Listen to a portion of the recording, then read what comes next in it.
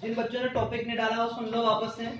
एकल इलेक्ट्रॉन परमाणु से उत्सर्जित विकिरण का तरंगदैर्घ्य, ये टॉपिक है। और इसमें इसको तो लिख लो, कंटिन्यू, मुझे कंप्लीट करना है मेरा काम, तुम लिखो।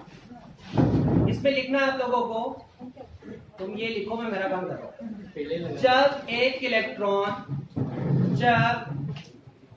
इलेक्ट्रॉन उच्च ऊर्जा स्तर से निम्न ऊर्जा स्तर में संक्रमण करता है तो hν ऊर्जा के विकिरण उत्सर्जित करता है। मतलब En2 - En1 बराबर कितना, hν। और आप जानते हो En कितना होता है, -2π²m k² z² e4/n² h²। ये वैल्यू पुट कर दी, यहाँ N2 कर दिया, यहाँ N1, ये चीज कॉमन हो गई, 1/n1 का स्क्वायर - 1/n2 का स्क्वायर।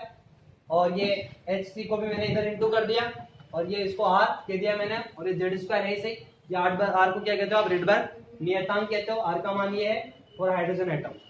कंप्लीट करें इसे।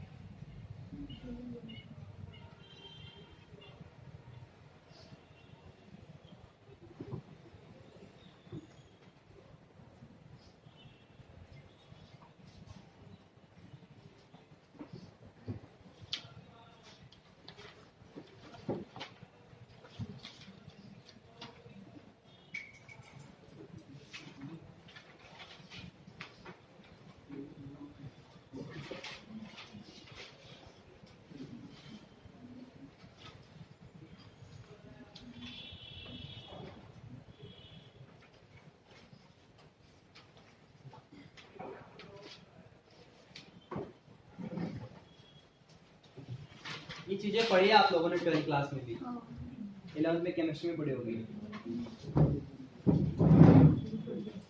पढ़ी होगी। पढ़ी है, मैंने पढ़ी है।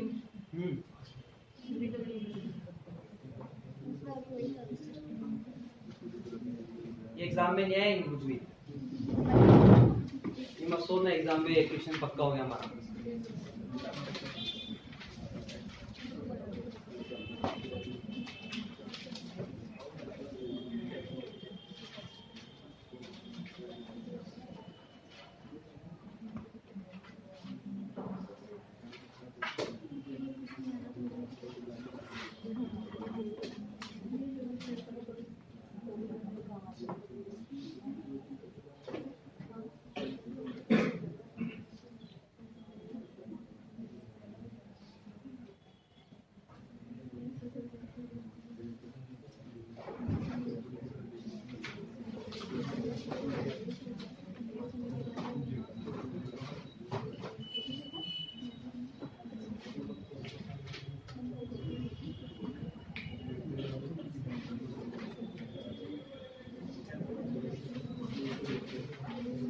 हो गया।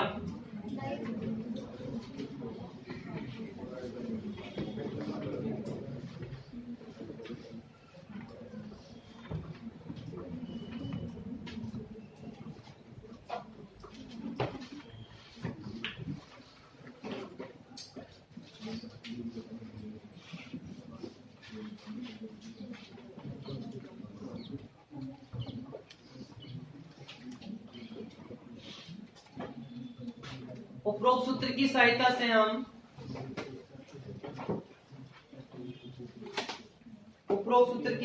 से हम हाइड्रोजन स्पेक्ट्रम की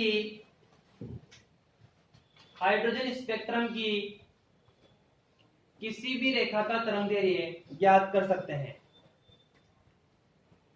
उपरोक्त सूत्र की सहायता से हम हाइड्रोजन स्पेक्ट्रम के किसी भी रेखा की तरंगदैर्घ्य ज्ञात कर सकते हैं।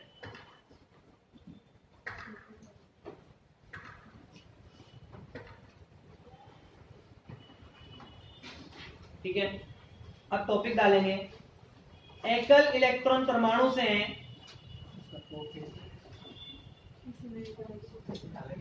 नहीं, बस अलग टॉपिक डालो। एकल इलेक्ट्रॉन परमाणु से उत्सर्जित, टॉपिक डालो नया, एकल इलेक्ट्रॉन परमाणु से उत्सर्जित विकिरणों का स्पेक्ट्रम मतलब वर्णक्रम।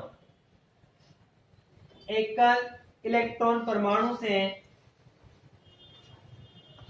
उत्सर्जित विकिरणों का स्पेक्ट्रम मतलब वर्णक्रम।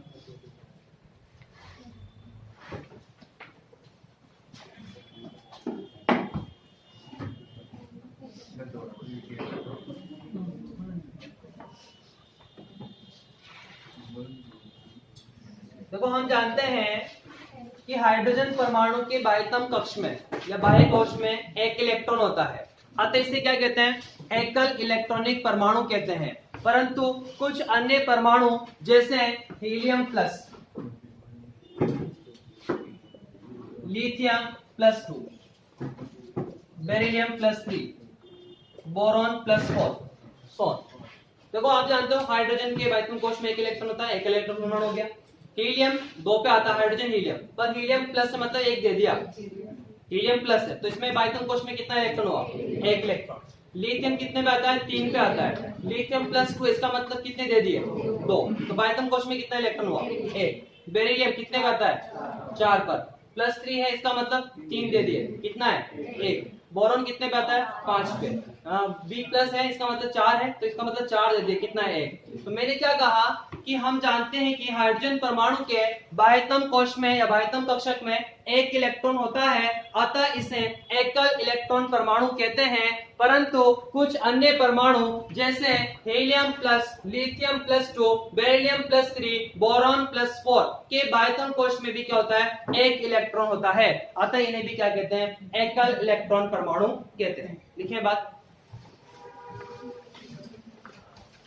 हम जानते हैं कि हाइड्रोजन परमाणु के बाहरी कक्षक में या बाह्य कक्षक में एक इलेक्ट्रॉन होता है। हम जानते हैं कि हाइड्रोजन परमाणु के बाह्यतम कक्षक में एक इलेक्ट्रॉन होता है, अतः इसे एकल इलेक्ट्रॉन परमाणु कहते हैं।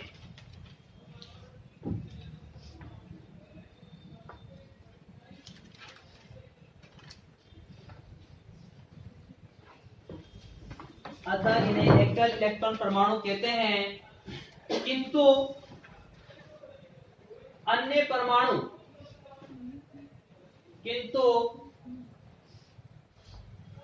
परमाणु जैसे helium plus, lithium plus 2, beryllium plus 3, boron plus 4, सोन, और भी हो सकते हैं। हाइड्रोजन समान परमाणु कहलाते हैं, हाइड्रोजन समान परमाणु कहलाते हैं, मतलब हाइड्रोजन के समान, हाइड्रोजन समान परमाणु कहलाते हैं क्योंकि इनके बाह्यतम कक्षक में भी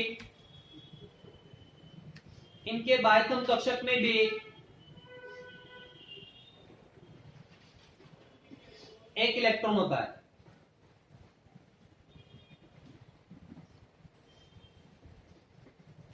टॉपिक डालेंगे फिर हाइड्रोजन स्पेक्ट्रम या वर्णक्रम, हाइड्रोजन स्पेक्ट्रम या वर्णक्रम।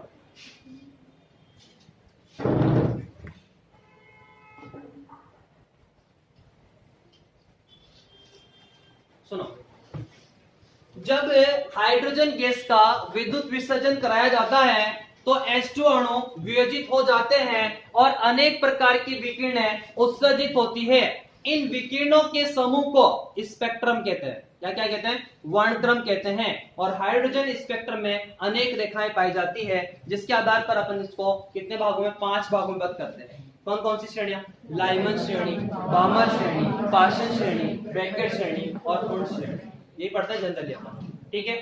5 ही लिखते हैं जनरली। तो इसके आधार पर अपन बात करेंगे तरंग दैर्ध्य के लिए कि कौन, जैसे लाइमन श्रेणी है, कौन से क्षेत्र में पाई जाती है? हाँ, पराबैंगनी क्षेत्र में। कैसे पता लगा? तरंगदैर्घ्य के आधार पर। रेंज थोड़ी याद होगी पर नहीं है। चलो दूसरी, बामर दृश्य ब्रैकेट नहीं सॉरी पार्श्व, पहले पार्श्व अवरक्त क्षेत्र में, और ब्रैकेट चरम अवरक्त में, चरम अवरक्त क्षेत्र में, और लास्ट वाली भी चरम अवरक्त। लिखें बातें, बनाने की जरूरत है क्या वो डायग्राम पूरा? n2 बराबर 1 2 3। फिर लैंग्वेज कैसे लिखोगे फिर? हाँ बना दो, चलो लिखो। जब हाइड्रोजन गैस, जब हाइड्रोजन गैस का विद्युत विसर्जन कराया जाता है,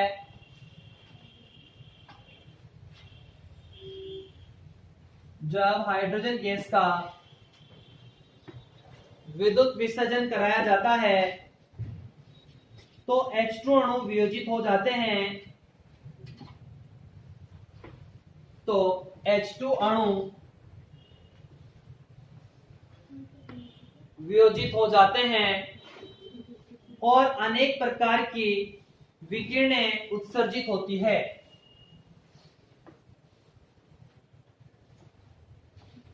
और अनेक प्रकार की विकिरणें उत्सर्जित होती है। इनके समूह को वर्णक्रम या स्पेक्ट्रम कहते हैं।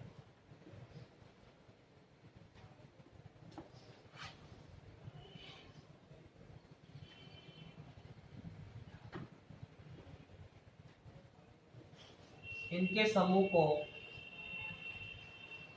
वर्णक्रम या स्पेक्ट्रम कहते हैं।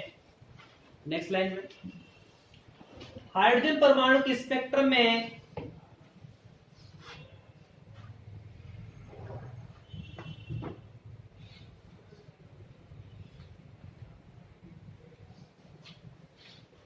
अनेक रेखाएं, हाइड्रोजन परमाणु के स्पेक्ट्रम में अनेक रेखाएं पाई जाती है जिन्हें निम्न श्रेणियों में,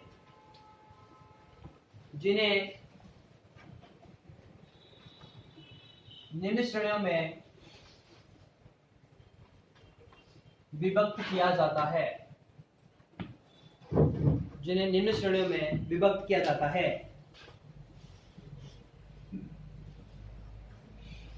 पहला, लाइमन श्रेणी।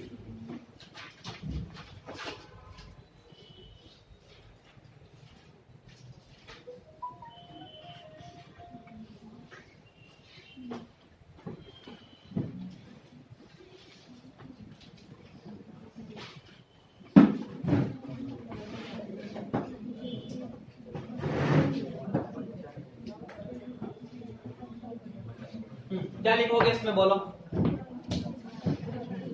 बोलो। जब इलेक्ट्रॉन N2 बराबर कहां से 2 3 4 5 सोन से N1 बराबर 1 कक्षा में जब संक्रमित करता है या संक्रमण करता है तो लाइमन श्रेणी प्राप्त होती है। मतलब अपने पास यहाँ पर N1 तो कितना है 1 और N2 कितना होगा 2 3 4 सोन, यही होगा। तो 1 अपॉन लैम्डा बराबर R। हाइड्रोजन परमाणु की बात करें, Z बराबर 1 हो गया, ये 1 अपॉन 1 का स्क्वायर माइनस 1 अपॉन N2 का स्क्वायर, और यहाँ N2 क्या है ग्रेटर देन इक्वल टू 2, 2 से बड़ा, 2 3 4 5 जो भी। अब आपको पता कैसे लगता है कि ये पराबैंगनी क्षेत्र में है? तरंगदैर्घ्य का, तरंगदैर्घ्य कैसे निकालोगे?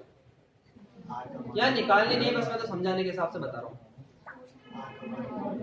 जैसे यहाँ पर मुझे लैम्डा मिनिमम निकालना हो तो R 1 अपॉन 1 का स्क्वायर माइनस यहाँ N2 कितना रहता है अनंत, अनंत तक है, तो लैम्डा सॉरी हाँ 1 upon lambda minimum, 1 upon lambda minimum बराबर ये कितना आता है R, मतलब लैम्डा मिनिमम बराबर 1 अपॉन R, ये होता है 912 एंगस्ट्रॉम। R का मान रख देना। इसी तरह से लैम्डा 1 अपॉन लैम्डा मैक्सिमम आप निकालोगे तो वो कितना होता है r 1 अपॉन 1 का स्क्वायर माइनस यहाँ रखा जाता है 2, मतलब कितना हो गया 2 का स्क्वायर मतलब 4। तो ये कितना आएगा कितना बचा 1 माइनस 1 अपॉन 4 3.4। हाँ और r का मान कितना है अपने पास 1 अपॉन r का मान 912 है। जब इसको आप कैलकुलेट करोगे तो ये आएगा लगभग 1216 एंगस्ट्रॉम। तो ये जो रेंज है 912 से जो 1216 एंगस्ट्रॉम ये किसकी है पराबैंगनी श्रेणी। तो इसीलिए आपको कैसे पता चलता है कि जो लाइमन श्रेणी है वो किस में पाई जाती है पराबैंगनी क्षेत्र में पाई जाती है। तो लिखेंगे इसमें क्या है जब इलेक्ट्रॉन n2 बराबर 2 3 4 5 सो ऊर्जा स्तर से n1 बराबर 1 ऊर्जा स्तर में n1 बराबर 1 ऊर्जा स्तर में संक्रमण करता है तो लाइमन श्रेणी प्राप्त होती है। तो लाइमन श्रेणी प्राप्त होती है जिसकी तरंग दैर्घ्य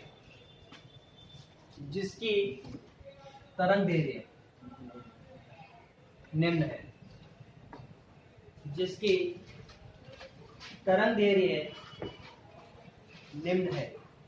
देखो 1 अपॉन लैम्डा बराबर r 1 अपॉन 1 का स्क्वायर माइनस 1 अपॉन 2 का n2 का स्क्वायर।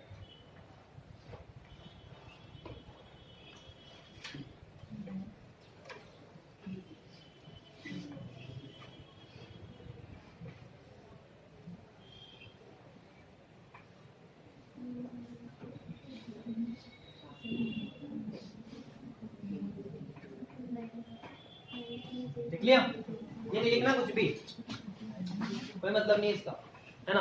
लिखो एक लाइन ये स्पेक्ट्रम के पराबैंगनी क्षेत्र में प्राप्त होती है।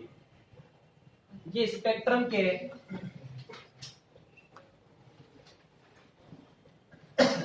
पराबैंगनी क्षेत्र में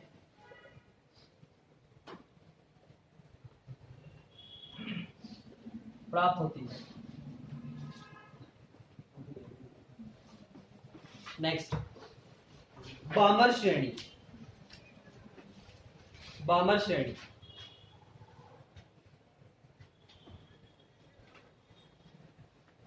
बोलो क्या लिखोगे जब इलेक्ट्रॉन n2 बराबर 3 4 पहले तो n1 बराबर क्या आएगा 2 इससे किस में आए 3 4 5 सोन में संक्रमित करता है तो बामर श्रेणी प्राप्त होती है। और 1 अपॉन लैम्डा बराबर r 1 अपॉन 2 का स्क्वायर और ये n2 का स्क्वायर और n2 कहाँ है कहाँ से कहाँ तक greater than equal to 3।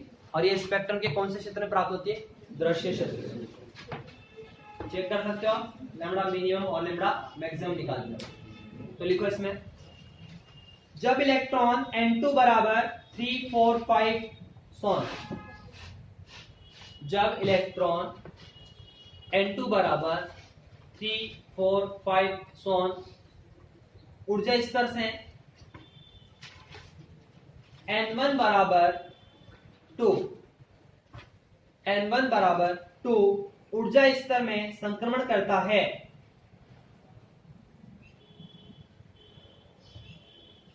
n1 बराबर 2 ऊर्जा स्तर में संक्रमण करता है तो बामर श्रेणी प्राप्त होती है।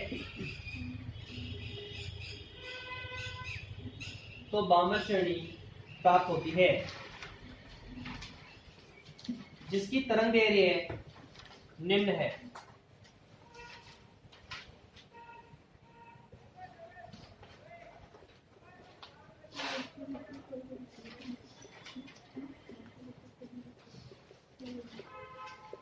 देखो ये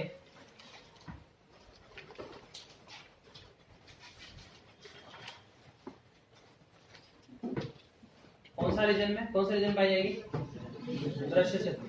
इसमें जो लैम्डा मिनिमम आता है वो 3648 एंगस्ट्रॉम होता है और लैम्डा मैक्सिमम होता है 6566 एंगस्ट्रॉम के करीब। तो ये जो रेंज है वो किसकी है दृश्य की। चेक कर सकते हो आप इसको कैलकुलेट करके। मैं दृश्य क्षेत्र की पूरी रेंज नहीं बता रहा, जो बामर श्रेणी जो मिल रही है ना उसकी रेंज बता रहा हूं। तो ये कौन से में आ रही है? दृश्य में आ रही है। लगभग तुम 3600 से 7800 के करीब मानते हो उसको। हो गया? ये स्पेक्ट्रम के दृश्य क्षेत्र में प्राप्त होती है, ये स्पेक्ट्रम के दृश्य क्षेत्र में प्राप्त होती है।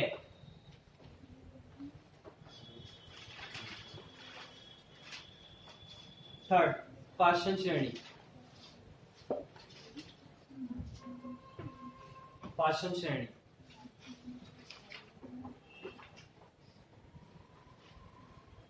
बोलो।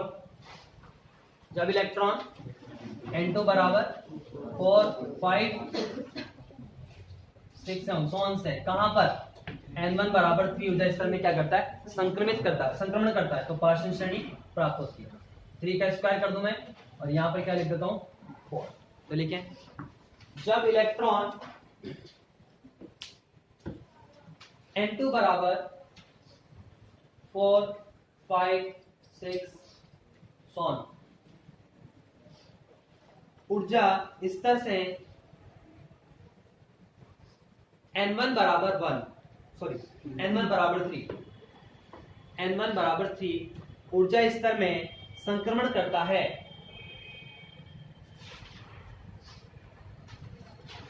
तो पार्श्व श्रेणी प्राप्त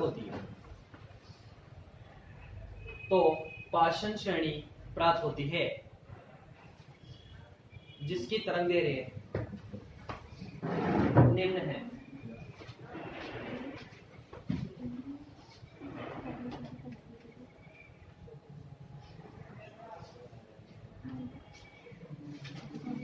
दस बार पे जाएंगे ना, तो 10 बार भी पढ़ लेंगे। एक टॉपिक पता है तुम्हें, वो ठोसों का जो वर्गीकरण है, मैंने पहले ही बताया आप लोगों को।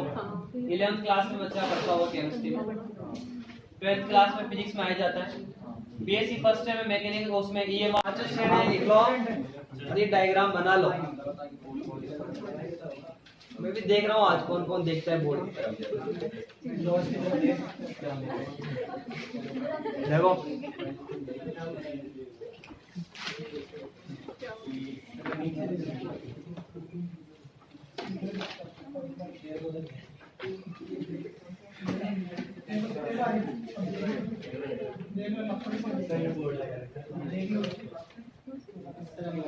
बस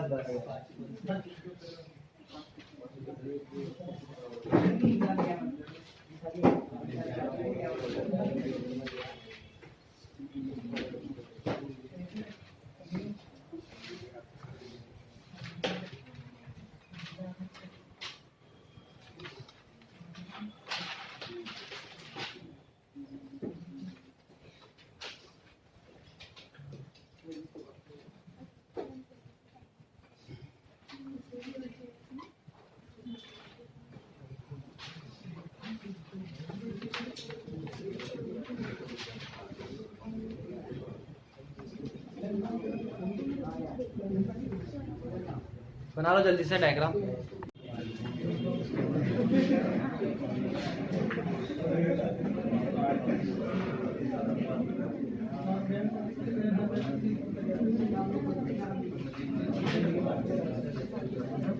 क्या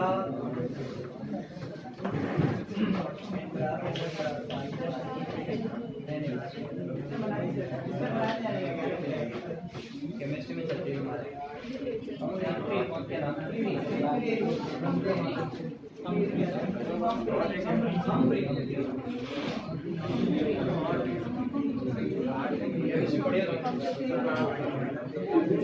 हो गया? फिर लिखे क्षारीय वर्णक्रम। क्षारीय वर्णक्रम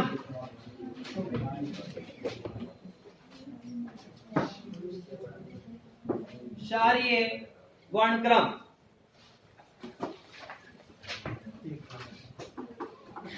देखो, हम जानते हैं कि क्षार धातुएं lithium, sodium, potassium, rubidium, caesium आदि के वर्णक्रम क्या होते हैं? समान होते हैं, क्योंकि लिथियम 3 नंबर पे आता है और इसके बाद कोश में 1 इलेक्ट्रॉन होता है। ठीक है। सोडियम 11 नंबर पे है, 2 8 1 बाह्यतम कोश में 1 इलेक्ट्रॉन। ऐसे ही मैं लिथियम सोडियम पोटेशियम की बात करूं तो 19 का आता है, तो इसमें भी बाह्यतम कोश में 1 इलेक्ट्रॉन है। लिथियम सोडियम पोटेशियम हो गया। रुबिडियम 37, सीजियम 35, याद है तुम्हें, है ना। इनके बाह्यतम कोश में क्या होता है, 1 इलेक्ट्रॉन होता है। तो मैं क्या कह रहा हूं कि क्षार धातु जैसे lithium sodium potassium rubidium caesium आदि के वर्णक्रम क्या होते हैं, समान होते हैं। इन्हें क्या कहते हैं, क्षारीय वर्णक्रम कहते हैं। और इनमें जो श्रेणियां हैं वो क्या है, पहली श्रेणी मुख्य श्रेणी है, दूसरी स्फुट श्रेणी है, तीसरी अस्फुट श्रेणी है और चौथी मुलाम श्रेणी है। गुलाम नहीं, मुलाम। अब एक एक पढ़ते हैं, अभी पहले ये बात लिखते हैं। हम जानते हैं कि क्षार धातुएं जैसे हम जानते हैं कि क्षार धातुएं जैसे lithium sodium potassium rubidium caesium इत्यादि क्षार धातु तुम्हें याद नहीं है क्या? जो हास पड़ोस से पूछ रहे हो,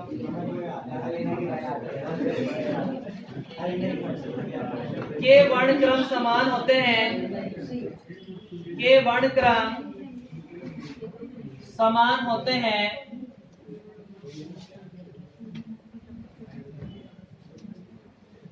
इन्हें क्षारीय वर्णक्रम या क्षारीय स्पेक्ट्रम कहते हैं।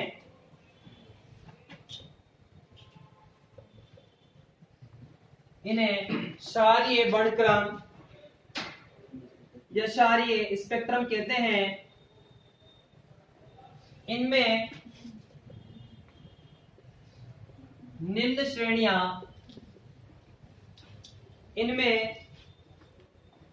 श्रेणियां पाई जाती है।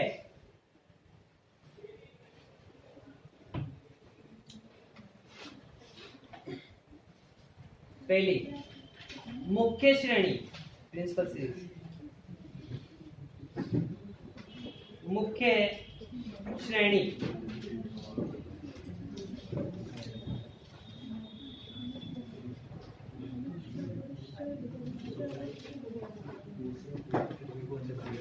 ये जानते हो ना, 1s 2s 2p 3s 3p 3d 4s 4p सोन और भी चलता रहेगा। तो विभिन्न p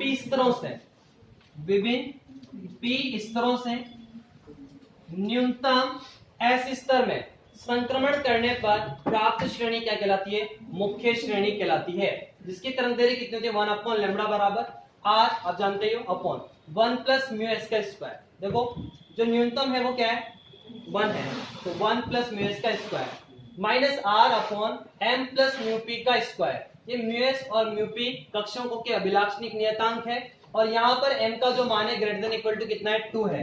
तो अपन देखें जो p संक्रमित हो रहा है कहां से, 2 से, फिर 3 से, फिर 4 से, तो m greater than equal to क्या, 2 है यहाँ पर। तो यहाँ ध्यान रखना म्यू एस मतलब जो विभिन्न में क्या कह रहा हूँ, विभिन्न p स्तरों से न्यूनतम s स्तर में संक्रमण करने पर प्राप्त श्रेणी क्या कहलाती है, मुख्य श्रेणी कहलाती है। तो विभिन्न p स्तर ये रहे, इनसे न्यूनतम s स्तर में संक्रमण मतलब 1s में हो रहा है, तो यहाँ पर 1s है तो 1 प्लस म्यू एस का होल स्क्वायर, और यहाँ पर अपने पास जो p का मान है कहां से शुरू हो रहा है, न्यूनतम 2 से, तो 2 मतलब m प्लस म्यू पी का स्क्वायर, तो इनका जो मान होगा वो कितना होगा, ग्रेटर देन इक्वल टू 2 फिर 3 4 सो। लिखें बात, विभिन्न p स्तरों से विभिन्न p स्तरों से न्यूनतम s स्तर में संक्रमण करने पर, विभिन्न p स्तरों से न्यूनतम s स्तर में संक्रमण करने पर प्राप्त श्रेणी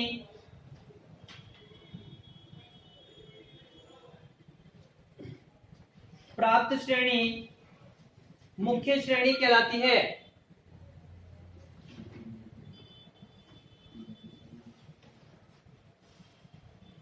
मुख्य श्रेणी कहलाती है जिसकी तरंग दैर्घ्य निम्न है।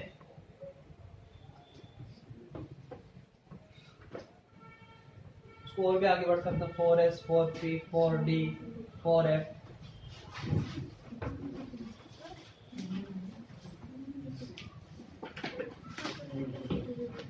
वो लिखो, बस तरंग दे रही लिखनी है।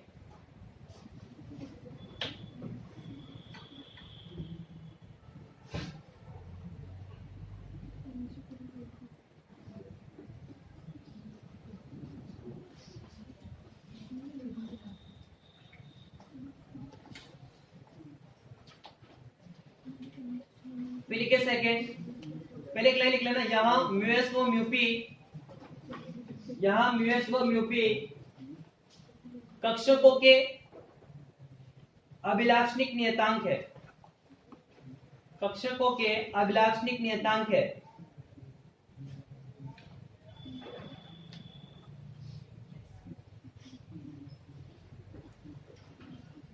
कक्षकों के अभिलाक्षणिक नियतांक है।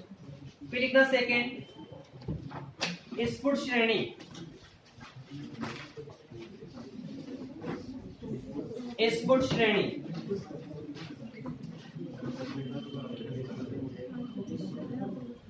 स्फुट श्रेणी, इसमें लिखना विभिन्न एस स्तरों से, विभिन्न एस स्तरों से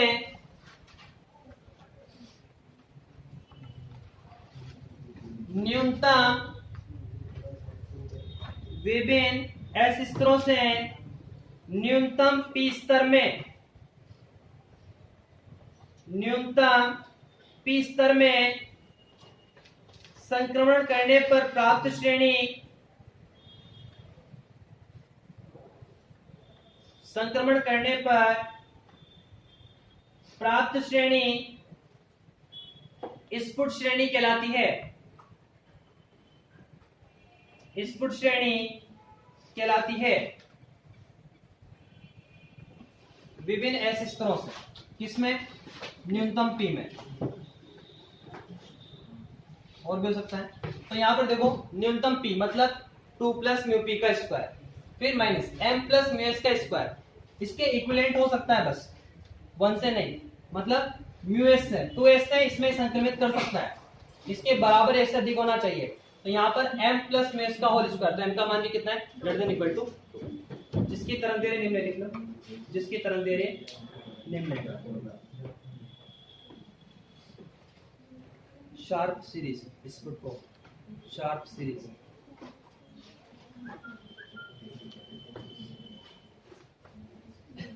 फिर लिखे जल्दी लिखो, टाइम होगा।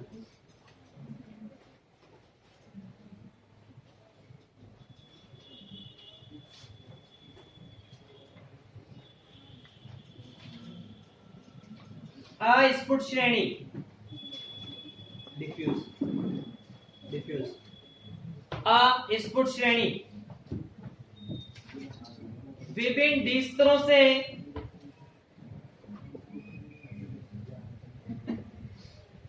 विभिन्न डी स्तरों से न्यूनतम पी स्तर में, विभिन्न डी स्तरों से न्यूनतम पी स्तर में संक्रमण करने पर प्राप्त श्रेणी, संक्रमण विभिन्न डी स्तरों से न्यूनतम पी स्तर में संक्रमण करने पर प्राप्त श्रेणी अस्फुट श्रेणी कहलाती है, अस्फुट श्रेणी कहलाती है। देखो, विभिन्न डी स्तरों से, डी स्तर ये रहा, किसमें? न्यूनतम पी में। तो यहां पर देखो 2 प्लस म्यू पी का स्क्वायर और ये m प्लस म्यू डी का स्क्वायर, तो m कितना होगा? 3 से। डिफ्यूज सीरीज,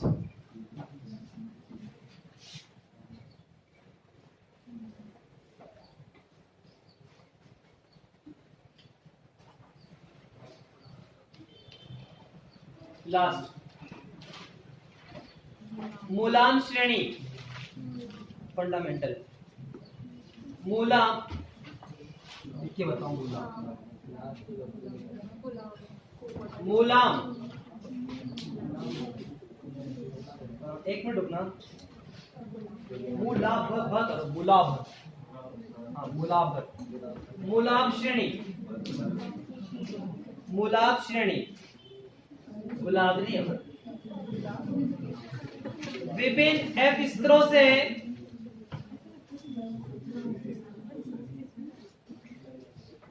विभिन्न एफ स्तरों से न्यूनतम डी स्तर में संक्रमण करने पर विभिन्न एफ स्तरों से न्यूनतम डी स्तर में संक्रमण करने पर प्राप्त श्रेणी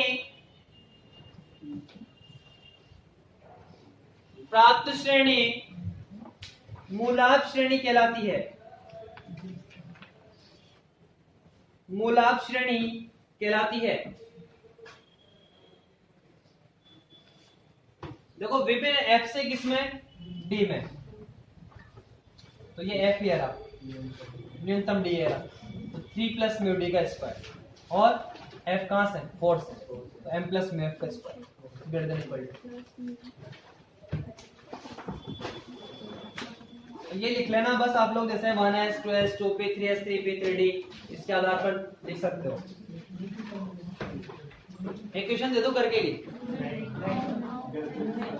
घर पे तो टाइम नहीं मिलता, घर पे तो हमारे ऑलरेडी बिजनेस चल रहा है। चलो कोई बात नहीं।